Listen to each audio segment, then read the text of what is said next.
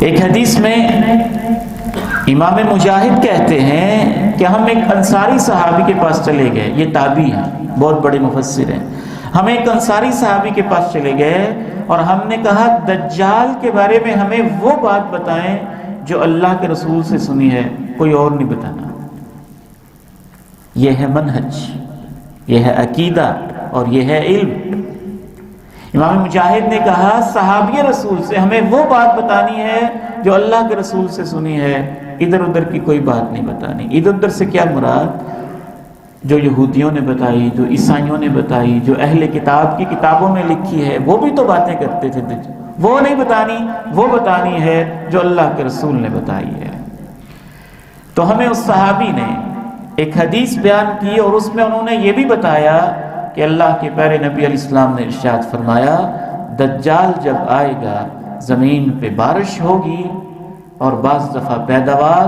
نہیں ہوگی، اس کے پاس اس کی جنت بھی ہوگی، اس کے پاس ایک جہنم بھی ہوگی، جو اس کی جہنم ہے وہ حقیقت میں جنت ہوگی اور جو اس کی جنت ہے وہ حقیقت میں جہنم ہوگی۔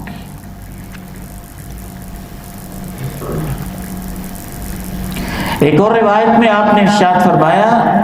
جب دجال آئے گا والناس فی جہد الا من تبعہ، اس کے فالوورز کے علاوہ باقی سارے لوگ بڑی تکلیف میں ہوں گے،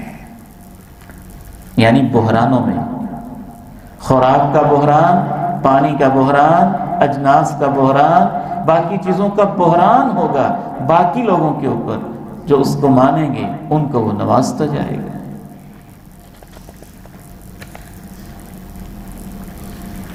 سوال یہ پیدا ہوتا ہے کہ یہ سب کچھ وہ کیسے کرے گا، کس ذریعے سے کرے گا، اس کو یہ اتنے اختیارات کیسے ملیں گے، کہاں سے ملیں گے؟ امام خطابی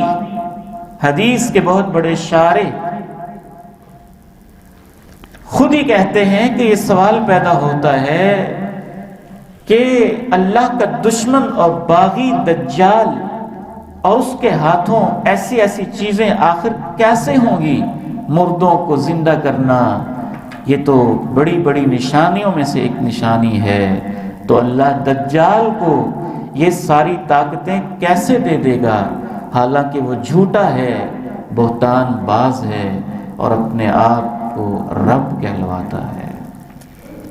امام خطابی فرماتے ہیں کہ یہ سب کچھ اللہ اپنے بندوں کا امتحان لینے کے لیے اسے اختیار دے گا، لیکن اللہ اپنے بندوں کو بہت زیادہ امتحان میں نہیں ڈالے گا، کیونکہ اس کے ساتھ ساتھ اللہ نے ایسی نشانیاں بھی رکھی ہوں گی جس سے پتہ چل جائے گا کہ یہ رب نہیں ہو سکتا، جو کچھ مرضی کرتا رہے۔ اور سب سے بڑی نشانی کہ سب کچھ کرنے کے باوجود وہ کانا ہوگا، اپنی آنکھ ٹھیک نہیں کر سکے گا، سب کچھ کرنے کے باوجود وہ کانا ہوگا، اور سب کچھ کرنے کے باوجود اپنی پیشانی پہ کافر لکھا ہوا مٹا نہیں سکے گا۔ ہر بندہ مومن واضح لکھا ہوا پڑھ لے گا۔ امام خطابی فرماتے ہیں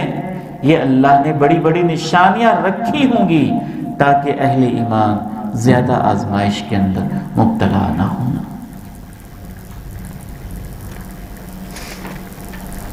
امام خطابی فرماتے ہیں کہ اس طرح کی نشانیاں اللہ نے اپنے نبیوں کو پہلے بھی دیں۔ حضرت عیسیٰ مردوں کو زندہ کرتے رہے، مریضوں کو شفایاب کرتے رہے، اور وہ اپنی شکل کے لحاظ سے انتہائی خوبصورت اور پاکیزہ انسان بھی تھے، جس سے پتہ چلتا تھا کہ یہ اللہ کے نبی ہیں۔ یہ امام خطابی کی گفتگو یہاں پر مکمل ہوئی۔ تو دجال کے پاس یہ اختیارات اللہ کی طرف سے بندوں کا امتحان لینے کے لیے اسے دیے جائیں گے، ایسے ہی جیسے اللہ نے مختلف نبیوں کو معجزات دیے تاکہ پتہ چل جائے کہ یہ اللہ کے نبی ہیں اور ان کے ہاتھوں وہ کام ہوئے جو دنیا کا کوئی انسان نہیں کر سکتا تھا، تو آخری موقع اللہ ایک شیطان کو بھی دیں گے، اور وہ اپنے ایک چیلے اور چانٹے کے ذریعے سے اس کے ہاتھوں وہ کام ہوں گے جو عام انسان نہیں کر سکیں گے، اور اس میں اہل ایمان کا امتحان ہوگا۔